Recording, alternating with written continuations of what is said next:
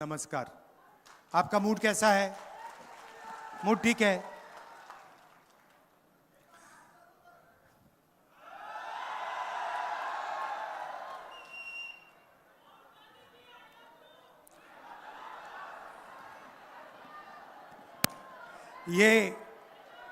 ये love you शब्द जो है, ये भारत जोड़ो यात्रा के बाद जब मैंने कहा कि नफरत के बाजार में मोहब्बत की दुकान खोलनी है, तो ये तब से चला है। और अजीब सी बात है, क्योंकि ये बहुत जरूरी शब्द है, इसका सब लोग प्रयोग करते हैं, मगर राजनीति में ये शब्द गायब था। राजनीति में सिर्फ नफरत, हिंसा, गुस्सा, ये चीजें फैलाई जा रही थी।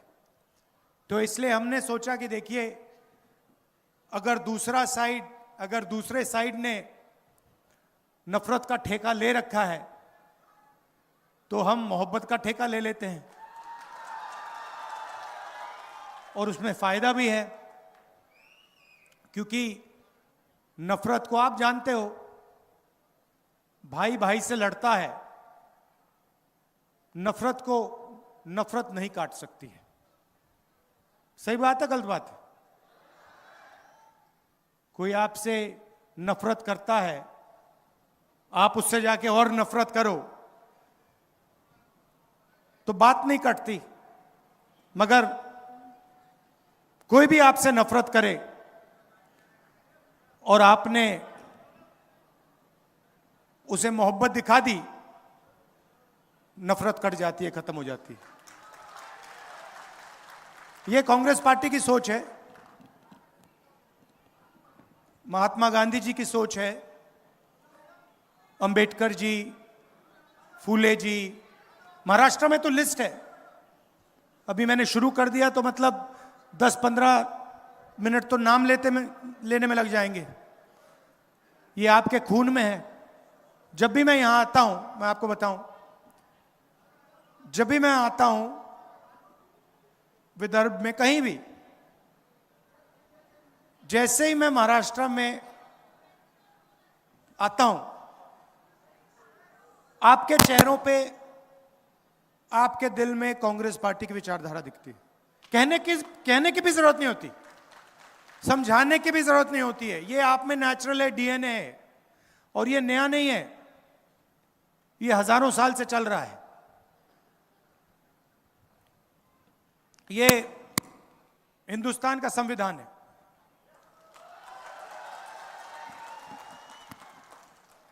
मोदी जी कहते हैं कि लाल रंग वाला संविधान दिखा रहा हूं। मतलब इसके अंदर जो लिखा है, ये आजादी के समय की बातें नहीं है। मैं आपसे पूछता हूं, क्या इस संविधान में फूले जी की सोच नहीं है? अंबेडकर जी की सोच है? बुद्ध भगवान की सोच है? नारायण गुरु, बसवना, इनकी सोच नहीं है क्या? तो ये हजारों साल पुरानी किताब है,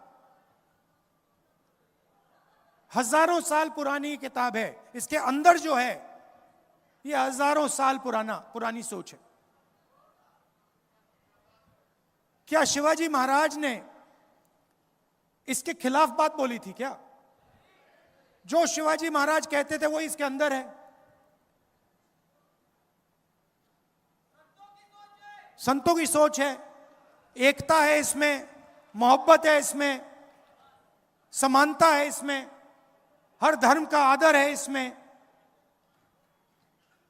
इसमें कहीं लिखा हुआ है क्या कि हमें एक दूसरे को मारना चाहिए, गाली देनी चाहिए? इसमें लिखा है क्या? मुझे दिखा दो कहां लिखा है इसमें, मुझे दिखा दो इसमें कहां लिखा है कि गरीब लोगों को दबाया जाना चाहिए, किसानों को सही दाम नहीं दिया जाना चाहिए। इसमें कहां लिखा है? हाँ, तो प्रधानमंत्री जी ने इस किताब को, मैं गारंटी लिख के कह रहा हूं, प्रधानमंत्री जी ने इस किताब को पढ़ा तक नहीं है।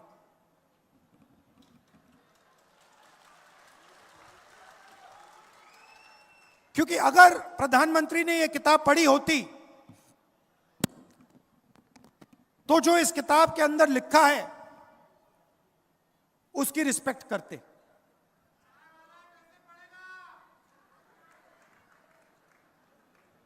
अब कॉन्स्टिट्यूशन से, संविधान से हिंदुस्तान की संस्थाएं निकलती हैं। इस किताब में लिखा है कि एक व्यक्ति को एक वोट मिलना चाहिए। इसमें लिखा है,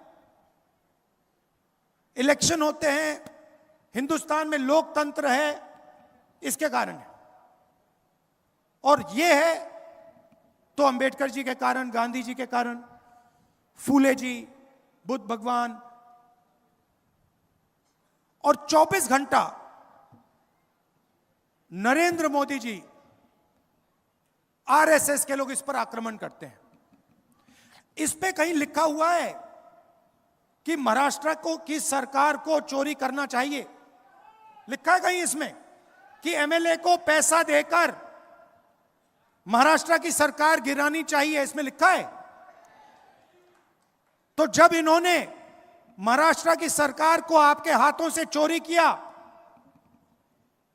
तो इन्होंने इसको कमजोर किया, हां या ना? जब ये अपने लोगों को हिंदुस्तान की सारी यूनिवर्सिटीज में वाइस चांसलर बनाते हैं तो इसको ये कमजोर करते हैं, मजबूत करते हैं।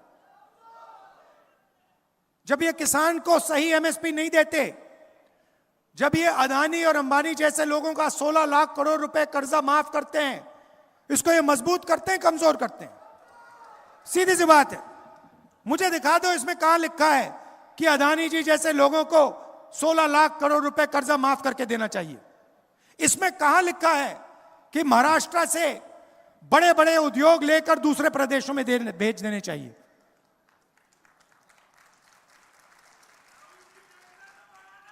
तो 24 घंटा नरेंद्र मोदी, आरएसएस, बीजेपी के लोग इसको खत्म करने में लगे हुए हैं। सामने से नहीं बोल सकते, क्योंकि सामने से बोल दिया, गलती से भी बोल दिया तो फिर हिंदुस्तान की जनता एकदम उन पर टूट पड़ेगी। इसीलिए वो छुप छुप कर बंद कमरों में संविधान की हत्या करते हैं। क्या जब आपकी सरकार छीनी गई, जब विधायकों को करोड़ों रुपए दिए गए, उन्होंने वो काम बंद कमरों में किया या आपके सामने किया? बंद कमरों में किया ना।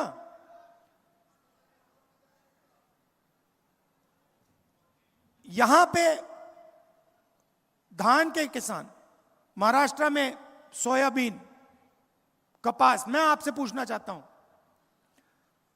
आपको सही दाम मिलता है? आप मेहनत करते हो, आपके हाथ फट जाते हैं, 24 घंटा अपना खून पसीना आप देते हो और आपकी मेहनत का फल आपको नहीं मिलता।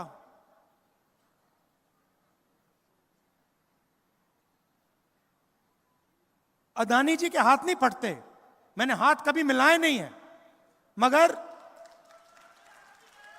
मैं जानता हूं बिल्कुल मुलायम मुलायम हाथ होंगे उनके।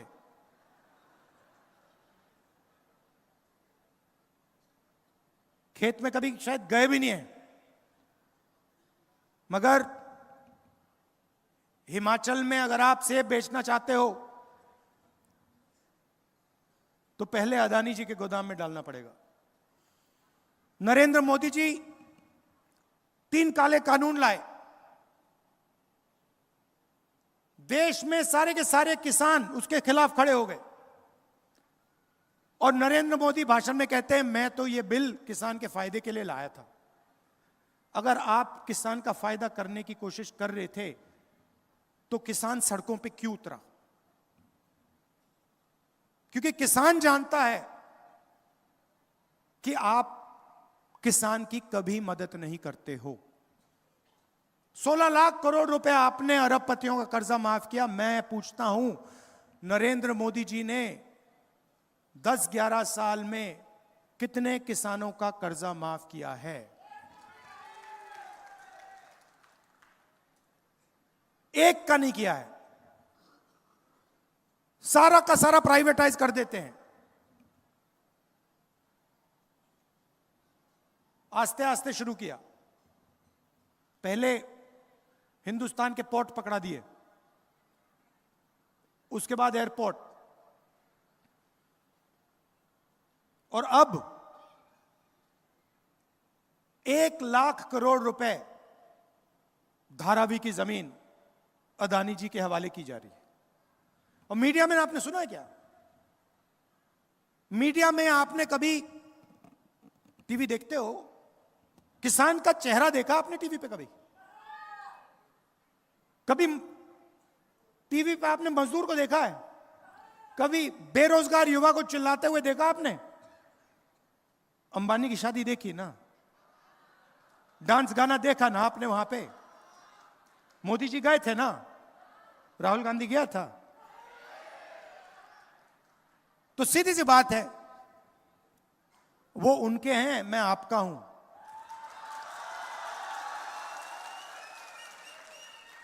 और आप देख लेना, आज शाम को मीडिया में, अदानी अंबानी वाली मीडिया में, मेरा भाषण आपको 10 सेकंड के लिए दिखेगा और फिर 23 घंटे नरेंद्र मोदी, नरेंद्र मोदी, नरेंद्र मोदी, नरेंद्र मोदी।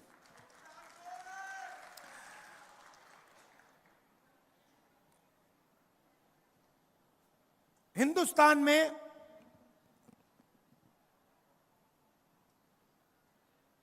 %15 दलित आबादी है, 8% आदिवासी हैं।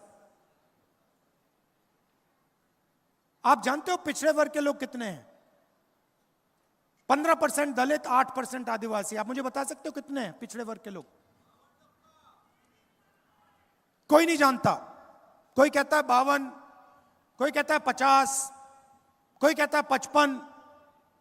सब जानते हैं कि ओबीसी पिछड़ा वर्ग काफी है, मगर कितने हैं कोई नहीं जानता।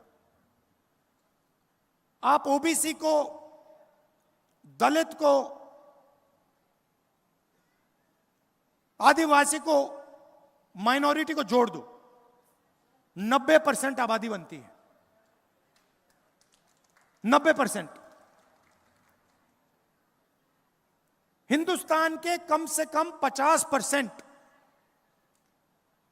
ओबीसी वर्ग है।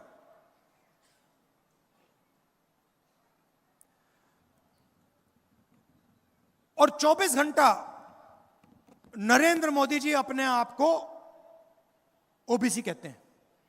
सुना आपने? ओबीसी, मैं ओबीसी हूं, जहां भी जाते हैं मैं ओबीसी हूं, ओबीसी का अपमान हो गया। सबसे बड़ा ओबीसी का अपमान मैं आपको बताता हूं। आप सब जीएसटी देते हो, सबसे ज्यादा जीएसटी हिंदुस्तान के गरीब लोग देते हैं, मतलब 90% देता है। जितनी जीएसटी हिंदुस्तान का सबसे गरीब व्यक्ति देता है, उतनी ही जीएसटी अदानी देता है। 1 लीटर पेट्रोल गरीब किसान खरीदता है, शर्ट पैंट गरीब किसान खरीदता है, ढाबे में गरीब किसान खाना खाता है, मिठाई की दुकान में गरीब मिठाई खरीदता है। जितनी जीएसटी वो देता है, उतनी ही जीएसटी अदानी देता है। मतलब सबसे ज्यादा जीएसटी पिछड़े वर्ग के जेब से निकलती है, दलितों के जेब से निकलती है, आदिवासियों की जेब से निकलती है। सच्चाई है ये। अदानी जीएसटी नहीं देता, आप देते हो। ये जीएसटी का पूरा पैसा हिंदुस्तान की सरकार के पास जाता है। और आपने देखा होगा हर साल फाइनेंस मिनिस्टर आती है लोकसभा में, छोटा सा ब्रीफकेस लेके आती है, खोल देती है और बजट पेश करती है। देखा आपने? बजट जो आपका धन है वो बांटा जा रहा है, वो बजट है। बजट को 90 अफसर बनाते हैं। फाइनेंस मिनिस्ट्री में, डिफेंस मिनिस्ट्री में, फाइनेंस मिनिस्टर के ऑफिस में, प्रधानमंत्री के ऑफिस में 90 लोग बजट बनाते हैं। मतलब 90 लोग तय करते हैं कि हिंदुस्तान के पिछड़े वर्ग का, दलित का, आदिवासी का पैसा कैसे खर्च होगा। यह अंबानी का पैसा नहीं है, यह अदानी का पैसा नहीं है, यह आपका है। आप रोज देते हो, आपको शायद पता भी नहीं लगता। यह आपने शर्ट खरीदी 18%, जूते खरीदे 18%, खाना खाया 18%, किसान मेहनत कर रहा है 18%, फावड़ा खरीदा 18%, 20%, 28%, 15%, जाता रहता है, निकलता रहता है, अंत में वहां पहुंचता है। 90 अफसर डिसीजन लेते हैं। महाराष्ट्र को कितना पैसा आएगा, विदर्भा में कितने स्कूल बनेंगे, कितनी यूनिवर्सिटीज आएंगी, शिक्षा के लिए कितना पैसा जाएगा। 90 अफसर में से पिछड़े वर्ग की आबादी 50%, 90 में से 3 पिछड़े वर्ग के हैं। और अगर हिंदुस्तान की सरकार आपका पैसा खर्च करती है, पिछड़े वर्ग का पैसा खर्च करती है, 100 रुपए खर्च होते हैं, तो आपके ओबीसी अफसर 5 रुपए का निर्णय लेते हैं। यह है ओबीसी का अपमान। आपकी आबादी 50%, आपकी भागीदारी 5%, यह सच्चाई है। दलित अफसर, आपकी आबादी 15%, 100 रुपए का निर्णय होता है, आप 1 रुपये का निर्णय लेते हो। आपकी भागीदारी 15%, 100 रुपए में से 1 रुपया आपका। और आदिवासी भाई, उनकी आबादी 8%, भागीदारी 100 रुपए में से 10 पैसे। भागीदारी 100 रुपए में से 10 पैसे उनके। तो अगर आप पिछड़ों को, दलितों को, आदिवासियों को जोड़ दो, 100 रुपए खर्च होते हैं, 6 रुपए 10 पैसे का निर्णय आप लोग लेते हो। यह है असली अपमान। इसीलिए मैं हर स्पीच में कहता हूं, और लोकसभा में मैंने कहा है कि लोकसभा में कांग्रेस पार्टी 2 काम तो करके दिखाएगी। पहला काम, जाति जनगणना, कि इस देश के हर दलित को, हर आदिवासी को, हर पिछड़े वर्ग के व्यक्ति को पता लग जाए कि उसके जेब में से कितनी चोरी हो रही है और कैसे हो रही है।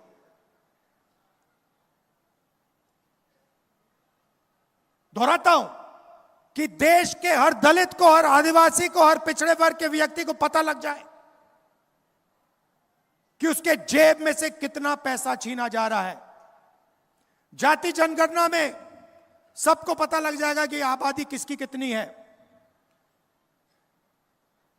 जाति जनगणना में हम यह भी पता लगाएंगे कि हिंदुस्तान की संस्थाएं जो हैं उसमें दलित कितने, आदिवासी कितने, पिछड़े कितने। मीडिया को देखो, हर शाम टॉक शो होते हैं, इनकी बातचीत होती है, मुझे नाम बता दो इनके मालिकों में से, बड़े बड़े पत्रकारों में से मुझे एक ओबीसी, एक दलित, एक आदिवासी नाम बता दो, कौन सा है बता दो। एक भी नहीं मिलेगा आपको। 24 घंटा बातचीत चलती रहती है। 90% लोग तो है ही नहीं मीडिया में। हिंदुस्तान की सबसे बड़ी कंपनियों की बात करो, 200 सबसे बड़ी कंपनियों की लिस्ट निकालो, उनके मालिकों की लिस्ट निकालो, मुझे दिखा दो उनमें ओबीसी कौन है, दलित कौन है, पिछड़े वर्ग का आदिवासी कौन है। कोई नहीं है, एक नहीं है। अदानी जी की कंपनी की लिस्ट दिखा दूंगा आपको, मैनेजमेंट की लिस्ट दिखा दूंगा, उसमें एक आपको ओबीसी नहीं मिलेगा, एक दलित नहीं मिलेगा, एक पिछड़ा वर्ग का नहीं मिलेगा। करोड़ों रुपए की सैलरी होती है, मगर उसमें एक दलित नहीं, एक आदिवासी नहीं, एक पिछड़ा नहीं। और गलती से एक आ गया तो उसको पीछे कमरे में बैठा देंगे। यही हालत जुडिशरी में। प्राइवेट अस्पतालों की बात करो, मुझे बता दो कौन से प्राइवेट अस्पताल का मालिक दलित वर्ग का है, आदिवासी वर्ग का है, पिछड़े वर्ग का है, नाम दे दो मुझे। और यही शिक्षा में बात है। Private college, private university, private अस्पताल, सारा का सारा प्राइवेट हो रहा है। पहले पब्लिक सेक्टर हुआ करता था, उसमें दलितों को, आदिवासियों को, पिछड़ों को जगह मिल जाती थी। आस्ते आस्ते वो सब बंद हो रहा है। इसलिए हमने कहा है भैया जाति जनगणना होगी, लोकसभा में होगी, राज्यसभा में पास होगी, हम करेंगे। कॉन्स्टिट्यूशन में लिखा है समानता होनी चाहिए, इसमें लिखा है, इसमें लिखा है हर व्यक्ति को एक वोट मिलना चाहिए, इसमें लिखा है समानता होनी चाहिए, इसमें लिखा है हिंदुस्तान की संस्थाएं हिंदुस्तान की जनता की संस्थाएं हैं, किसी एक व्यक्ति की नहीं है। तो पहला काम जाति जनगणना, दूसरा काम ये जो 50% का बना रखा है, रिजर्वेशन का लिमिट लगा रखा है, इसको तोड़ के हम अलग कर देंगे, परे कर देंगे। हमें 90% वाला हिंदुस्तान चाहिए, जिसमें किसानों की रिस्पेक्ट हो, मजदूरों की रिस्पेक्ट हो, छोटे व्यापारियों की रिस्पेक्ट हो। आज 20-25 लोगों के पास हिंदुस्तान का पूरा धन है। छत्तीसगढ़ में हमने सरकार बनाई, हमने पहले ही वायदा कर दिया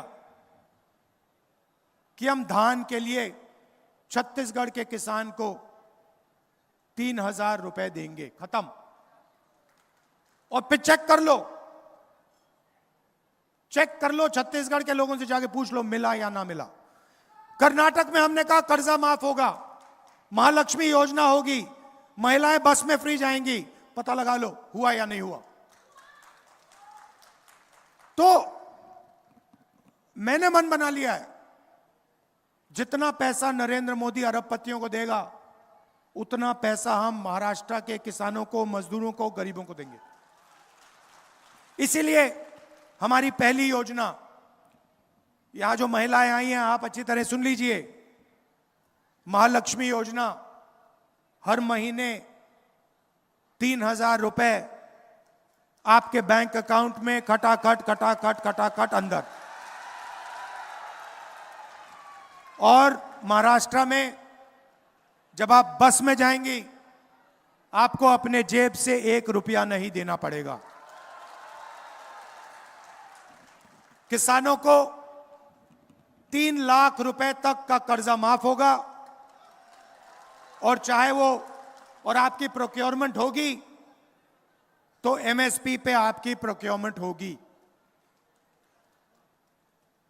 मैं जानता हूं कि चाहे धान के किसान हो, कपास या सोयाबीन, मैं जानता हूं आपके साथ क्या होता है, आपको सही दाम नहीं मिलता है।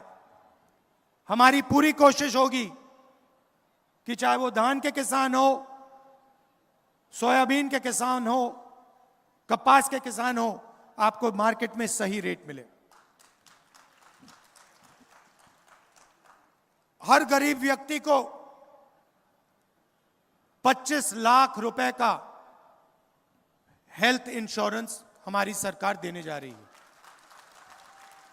जैसे मैंने कहा, सारे के सारे अस्पताल इन्होंने प्राइवेट कर दिए हैं।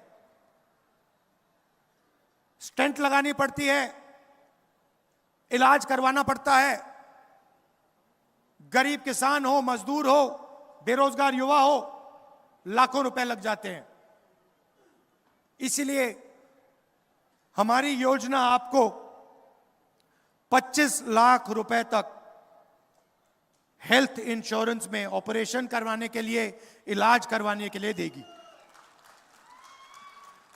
और आखिरी बात, नरेंद्र मोदी जी ने पूरे देश में बेरोजगारी फैला रखी है। ये इन्होंने जो नोटबंदी की, ये जो गलत जीएसटी इन्होंने लागू की, अरबपतियों का 16 लाख करोड़ रुपया इन्होंने कर्जा माफ किया है। इससे हिंदुस्तान की रोजगार की जो रीढ़ की हड्डी थी, ये टूट गई है। ये सच्चाई है। अदानी जी, अंबानी जी देश को रोजगार नहीं दे सकते हैं। देश को रोजगार छोटे व्यापारी, स्मॉल और मीडियम बिजनेस चलाने वाले, ये लोग देते हैं। और इन सब को नरेंद्र मोदी जी की पॉलिसीज ने खत्म कर दिया है। आज हालत यह है कि हिंदुस्तान अपने युवाओं को रोजगार नहीं दे सकता है। इसीलिए महाराष्ट्र के युवाओं को 4,000 रुपए अलाउंस हमारी सरकार देने जा रही है। और जो 2.5 लाख सरकारी नौकरियां हैं, जिनको बीजेपी की सरकार नहीं भरती है, उनको हम भर के आपके हवाले करने जा रहे हैं। अंत में मैं आपको याद दिलाना चाहता हूं कि यह विचारधारा की लड़ाई है, यह संविधान की लड़ाई है। और नरेंद्र मोदी जी, आरएसएस के लोग, बीजेपी के लोग इस संविधान को, अंबेडकर जी के संविधान को, गांधी जी के संविधान को खत्म करने में लगे हैं। सामने से नहीं करते हैं, बंद कमरों में करते हैं, सरकारों को गिराकर करते हैं, किसानों से धन छीनकर करते हैं, अरबपतियों को कर्जा माफ करके इस पर आक्रमण करते हैं। इसीलिए लड़ाई इसकी है, संविधान को बचाने की लड़ाई है। नफरत को मोहब्बत से हराने की लड़ाई है। यह मोहब्बत की किताब है, इसमें आप पढ़ लो, इसमें आपको नफरत कहीं नहीं मिलेगी। नफरत आपको बीजेपी के लोगों के दिल में मिलेगी, इस किताब में नहीं मिलेगी। कांग्रेस पार्टी के कार्यकर्ता के दिल में आपको कभी नहीं मिलेगी, कांग्रेस पार्टी के नेताओं के दिल में आपको कभी नहीं मिलेगी, इंडिया गठबंधन के नेताओं के दिल में आपको नफरत नहीं मिलेगी। यही लड़ाई है और यह आपके खून के अंदर है। यह संविधान, यह आपके डीएनए में है, यह आपके खून में है। और मैं जानता हूं, जो मैं आपसे कह रहा हूं आप समझ रहे हो। मैं जानता हूं कि आप हर रोज इस संविधान की रक्षा करते हो, नफरत को मोहब्बत से काटते हो। जैसे मैंने कहा, भारत जोड़ो यात्रा में जो मैंने कहा, नफरत के बाजार में आप सब मोहब्बत की दुकान खोलते हो। आप दूर दूर से मेरी बात सुनने आए, इसके लिए मैं आपको दिल से धन्यवाद करता हूं। और अंत में फिर से कहता हूं कि हमें 10-15 लोगों का हिंदुस्तान नहीं चाहिए, हमें अरबपतियों का हिंदुस्तान नहीं चाहिए, हमें किसानों का, मजदूरों का, युवाओं का हिंदुस्तान चाहिए। हमें नफरत का हिंदुस्तान नहीं चाहिए, हमें मोहब्बत का हिंदुस्तान चाहिए। धन्यवाद। जय हिंद। नमस्कार।